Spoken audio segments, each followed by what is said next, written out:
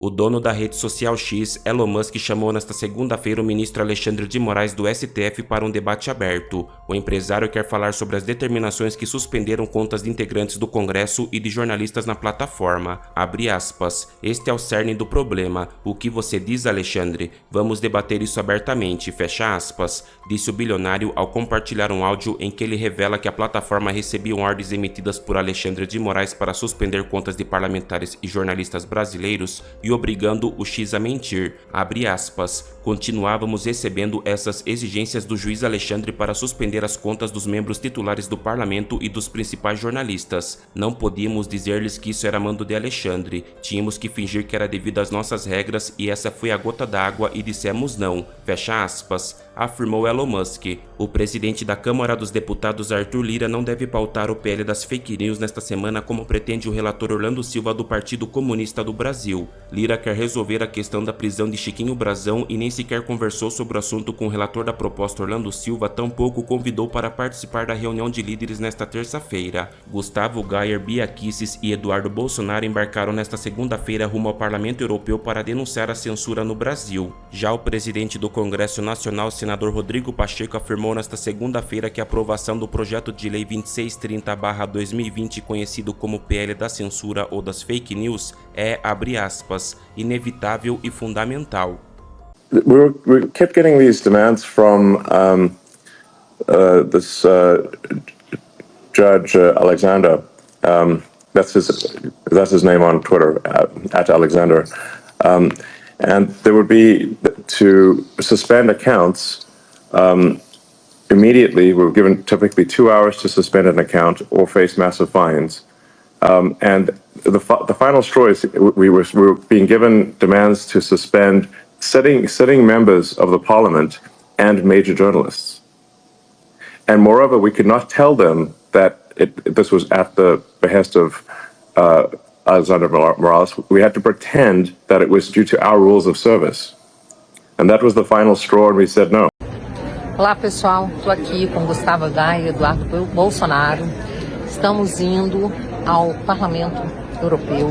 Recebemos um convite, para estarmos lá e falarmos sobre a situação no Brasil. Não é isso, Gaia? Exatamente. A gente vai dar continuidade ao que a gente começou nos Estados Unidos, onde a gente foi falar com alguns parlamentares e com algumas instituições americanas, divulgando o que está acontecendo no Brasil, as violações dos direitos humanos, perseguição política, e nós vamos levar essa mesma mensagem agora na Europa e, se precisar, no mundo inteiro, né, Eduardo? Nossa missão é levar a verdade, fazer o papel que uma boa parte da imprensa não faz.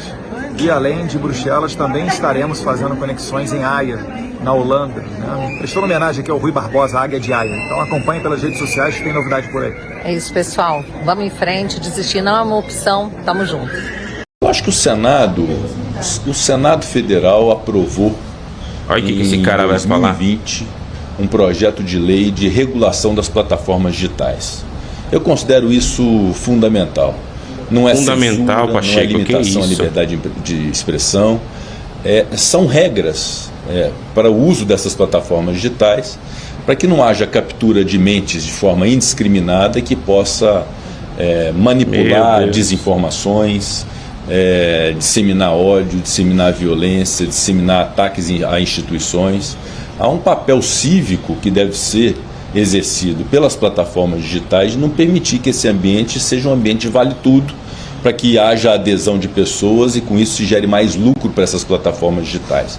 Então é uma regulamentação legal que nós votamos no Senado, hoje está na Câmara dos Deputados, e eu espero que a Câmara dos Deputados possa evoluir, ainda com alterações naquilo que foi feito pelo Senado, para poder termos uma lei federal que discipline essas plataformas digitais no Brasil. Em segundo lugar, o projeto de lei da inteligência artificial, que está relatado pelo senador Eduardo Gomes, que foi líder do governo anterior, mas não é o líder da oposição hoje. O líder da oposição é o senador Rogério Marinho, mas é um senador de oposição, que é relator desse projeto de lei de inteligência artificial, e eu considero também um avanço muito importante, igualmente, para se ter lei sobre o uso de inteligência artificial, que se impõe a conceitos como transparência, responsabilidade, ética, para que isso não contamine a vida em sociedade. Então é o que o Senado pode fazer, e a Câmara igualmente, o Congresso Nacional, que é entregar para a sociedade leis que possam reger essas questões, para evitar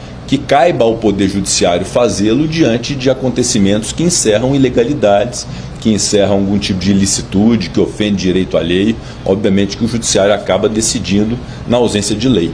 Então, é essa a nossa lógica, o que nós podemos contribuir para a efetivação da solução desse debate que se travou nos últimos dias, é entregar marcos legislativos que sejam inteligentes e eficientes para poder disciplinar o uso dessas redes sociais no país. O senhor tem alguma notícia, ao ministro, de que a Câmara possa evoluir com isso agora? A gente está falando de 4 anos. Eu acho que é algo inevitável. Nós precisamos ter uma disciplina legal em relação a isso, sob pena de haver discricionariedade por parte das plataformas que não se sentem obrigadas a poder ter um mínimo ético do manejo dessas informações e desinformações na rede social, e ao mesmo tempo a participação do Poder Judiciário tendo que decidir questões relativamente ao uso dessas redes sociais sem que haja uma lei que discipline. Então isso acaba gerando controvérsias como essa que nós vimos, de o Poder Judiciário precisar agir em relação a atos antidemocráticos, a violações de direitos, a atentado à democracia, e isso é interpretado como algum tipo de censura ou inibição da liberdade de expressão. Esse conflito sempre haverá. As plataformas não acertam sempre, também não erram sempre. O Poder Judiciário também não acerta sempre. Ele pode eventualmente errar. Mas é muito mais fácil errar num ambiente em que não tem uma lei que discipline do que o contrário. Então, por isso, a nossa responsabilidade enquanto Congresso Nacional de disciplinar plataformas digitais e de disciplinar a inteligência artificial para que tenhamos leis construídas a partir da compreensão de todos, inclusive de quem é de direita, de quem é de esquerda, de entender quais são os limites disso para poder conciliar liberdade de expressão com direitos individuais também, né, que todo cidadão tem que ter de não ser atacado, de não ser violentado, de não haver um ambiente ali que se dissemine coisas que sejam ruins para a sociedade. A internet é um advento extraordinário para a humanidade, para o Brasil também é, mas a internet precisa ser usada para o progresso da nação, não para a disseminação de estupidez e de violação a instituições, violação a regras, violação ao convívio à sociedade, estragando relacionamentos, estragando relações.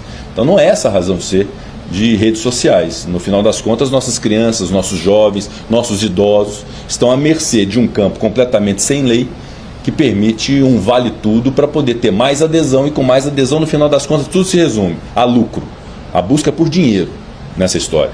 Quanto mais dinheiro, a partir de mais adesão de rede social, que torna-se mais atrativa quando mostra violência, quando mostra desunião, quando dá aderência a conflitos entre direita e esquerda, entre personagens políticos. Então, no final das contas, é uma busca indiscriminada, antiética e criminosa pelo lucro.